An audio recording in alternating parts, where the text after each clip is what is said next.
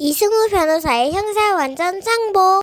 안녕하세요. 형사 완전 정복 이승우 변호사입니다. 자, 폭력 중에 어떤 게 제일 힘든가요? 그래요. 직접적으로 신체 접촉하는 것보다 사이버상에서 SNS로 따돌림하고 명예훼손하고 뒤로 막 뭐라고 비난하는 그런 얘기들이 더 힘들다고요? 그런 얘기를 나중에 듣게 되면 오래오래 생각하게 돼서 힘들다고요? 상처가 더 오래 남는 것 같다고요? 그렇겠네요. 자, 오늘은 제가 사이버 폭력과 학교 폭력에 대해서 설명을 드려보도록 하겠습니다. 이승우 변호사의 형사 완전 정보. 가시죠. 학교폭력예방법 제2조 제1호는 사이버 공간, 디지털 공간이죠. SNS라고 우리가 볼 수 있습니다. 네트워크로 연결이 돼 있어야 되니까요. 그 사이버 네트워크 공간에서 이루어지는 명예훼손, 모욕, 음란한 행위, 이상한 거 보내요. 이상한 말, 이미지, 영상 이런 것들요. 소리도 막 보냅니다. 그런 거 하면 안 됩니다. 개인정보 침해, 개인정보를 빼내고 몰래 보고 그렇죠. 그것도 학교폭력의 한 유형으로 규정하고 있습니다. 자, 친구 휴대폰 함부로 보면 안 돼요. 개인정보 보호 침해 문제가 되고요. 비밀번호도 풀고 이러면요. 그거 자체가 학교폭력이 됩니다. 자, 친구들 제일 많이 쓰는 표현이 뭐라 그랬어요? 그냥 장난이었어요. 그냥 호기심에. 그렇게만 해갖고 해결되는 문제가 아니라는 거예요. 디지털 공간에서의 상대방의 의사에 반한 폭력. 이것도 학교폭력이라는 뜻입니다. 자, 요즘은 단톡방, 단톡방도 종류가 진짜 많죠. 인스타그램도 단톡을 쓰고 다양한 형태의 SNS도 많고요. 저희 어린 친구들도 텔레그램도 쓰고 다양한 오픈 채팅, 그렇죠? 디스코드, 심지어 이제 AI 합성 프로그램 같은 것들도 신나게 쓰고 어플리케이션에도 붙어 있고 게임에도 또 SNS 기능이 붙어 있습니다. 수도 없이 많은 소셜 네트워크 서비스가 있죠. 그렇게 되다 보니까 그 안에서 수많은 생활이 말 그대로 사이버 대륙이 매 순간 지구만큼씩 생긴다, 이런 말이 나올 정도입니다. 사실 이 변호사 아저씨가 1999년도에 매트릭스라는 영화를 대학교 때 봤을 때 사실 뭔지도 잘 모르고 봤어요. 이렇게 코드가 내려오고 하는데 거기서 신나게 이렇게 주인공이 무협 다운로드 받아서 무술도 배우고 경험하지 않은 것들도 하면서 그 영화 끝무렵에 그 컴퓨터가 지배하고 있는 요원을 제압하는 이런 걸 보면서 신났던 것들, 이 기억이 나는데, 자, 그랬던 디지털에 대한 막연한 이해가 이제는 그 공간이 정말 곧 AI라는 도구를 통해 갖고 현실과 대등하거나 현실을 뛰어넘을 수 있는, 또는 현실의 모든 정보를 지배하고 있는 이런 구조까지 가버린 거예요. 그러니까 여기 안에서 이루어지는 여러 가지 일들이 사실 처벌 대상도 되고 폭력으로서 문제가 될 수밖에 없겠죠. 사이버 폭력이라는 거는 그런 겁니다. 사실 처음에 이미지가 이 사이버 폭력이라고 들어왔을 때는 상당히 좀 낯설고 신기한 개념처럼 들어왔었어요. 근데 지금은요, 사이버 이러면 옛날 사람 같아요. 요새도 누가 사이버란 말을 쓰나? 이런 느낌이 들 정도입니다. 자, 이제 사건으로 좀 들어가 보죠. 첫 번째 사례예요. 사이버 폭력 관련돼서 빼놓을 수가 없습니다. 친구들 사진을 갖다가 성착취물 영상을 만드는 것처럼 딥페이크를 써서 합성하는 거예요. 자, 가해 학생들이 인터넷에서 구한 나체 사진을 갖고 같은 반 학생의 얼굴을 붙여서 합성을 합니다. 이렇게 단순한 합성 정도가 아니죠. 이제 AI를 이용해 갖고요, 아주 정교하게 합성을 했습니다. 그런데 이 사건, 2023년 사건에서는 그걸 카카오톡 단체 채팅방에 지네끼리 공유를 했어요. 그러면 안 됩니다.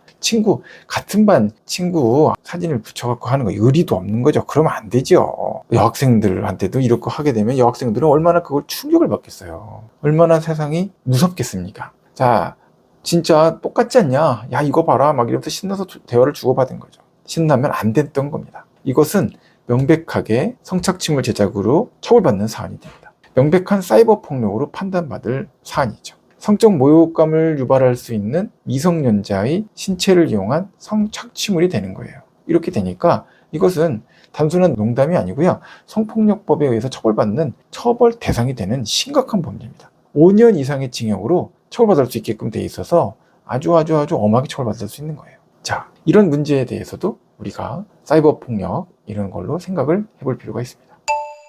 자, 두 번째 사안으로 가볼까요? 이건 이제 부산지방법원 사건이네요. 같은 2023년도입니다. 자, 가해 학생이 피해 학생하고 좀 친했던 것 같습니다. 그런데 친해서 서로 알게 되는 비밀이라는 게 있죠. 그럼 그 비밀을 좀 지켜줘야 되겠죠. 예.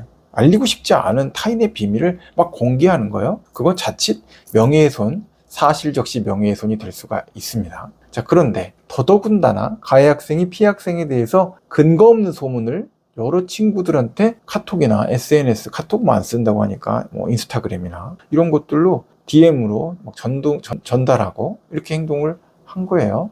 이렇게요. 너 걔 그 일 알지? 걔가 했대. 걔가 한 거야. 걔 그리고 걔랑 했대. 뭐 이런 얘기들을 한 거죠. 구체적인 얘기는요? 뭐라고요? 알고 싶다고요? 안 돼요. 그런 얘기를 지금 여기서는 할 수가 없습니다. 가해 학생은 그 이야기와 관련돼서 피해 학생이 학교폭력으로 문제를 삼으니까 항변을 했습니다. 억울하다는 거죠. 그냥 아주 친한 애들한테 몇 명한테만 잠깐 이야기한 거예요. 다 엄청 친했던 애들이에요. 그리고 저만 친한 게 아니고요. 피해 학생하고도 친한 애들이에요. 그런데 법원은 뭐라고 볼까요?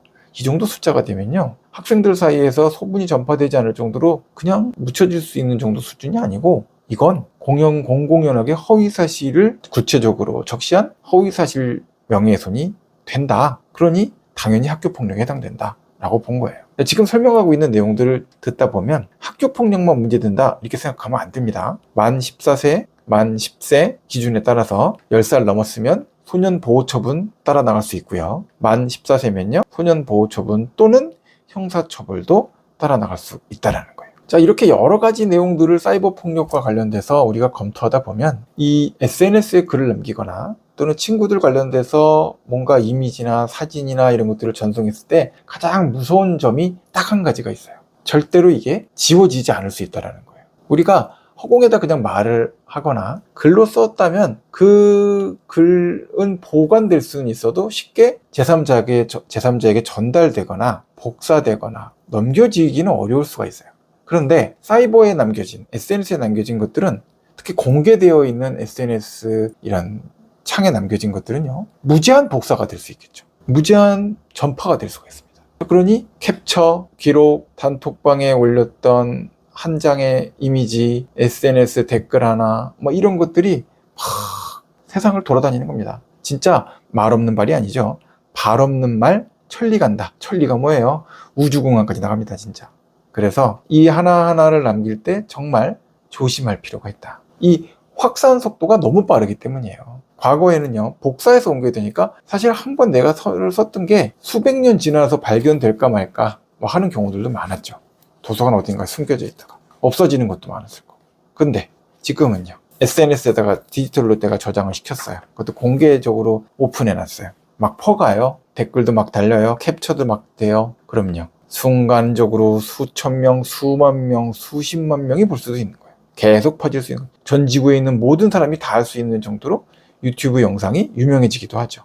그걸 보면 반대의 상황도 반드시 생긴다는 거예요. 디지털 폭력의 파급력이에요. 자, 그러니까 정말 주의해야 된다는 거죠. 자, 오늘 이야기 했는데 피해자 학생과 관련돼서는 어떻게 볼까요? 유포 사실을 알게 됐다. 특히 나와 관련된 성착취물 같은 것들이 제작된 것으로 보인다라고 한다면 학교폭력 신고뿐만 아니라 성폭법상의 이런 문제까지도 동시에 제기를 해서 본인을 스스로 보호해야 합니다. 또 증거를 잘 확보해야 되겠죠. 삭제하기 전에 캡처할 수 있으면 캡처가 되고 파일 원본이나 유포 경로, 대화 내용 또는 그 내용과 관련돼서 사실관계를 전달해주는 친구가 있다면 그 친구로부터 이야기를 사실 확인서로 받는 것들이 중요한 수사 단서, 법적 증거가 됩니다. 자, 가해자라고 한다면요, 항상 반복되는 이야기죠. 안 해야 돼요. 하지만 문제가 생겼다면요, 빨리 상황을 인정하고 사과하고 용서를 구해야 됩니다. 소년 보호 사건으로 끝낼 수 있는 사건인데도 불구하고 성인처럼 형사처벌로 가는 사건이 되는 경우들이 종종 생깁니다. 또 나이가 이미 지나서 성인이 아닌데도 소년 보호 처분으로 갈 수가 없는 이런 일들이 생길 수가 있어요. 성실한 사과와 합의를 시도해야 형사처벌을 피할 수 있는 가능성이 생기는 겁니다. 화면 속의 영상이 또 화면 속의 폭력이 현실보다 잔인할 수가 있어요. 왜? 우리의 머릿속의 기억은 잊혀집니다. 웃고 그냥 지나갈 수 있는 이야기 정도죠. 그런데요, 기록된 폭력은요, 영원히 지워지지 않을 수 있다는 겁니다. 자, 오늘 여러분의 말과 행동이 누군가의 평생을 흔들 수 있다는 거. 그만큼 여러분의 말 한마디가 누군가의 마음도 또 따뜻하게 보호해 줄 수 있다는 거. 이걸 기억해 주면 좋겠네요. 자, 사이버 폭력과 관련돼서 오늘도 형사 완전 정복의 이승우 변호사였습니다. 안녕. 이승우 변호사의 형사 완전 정복.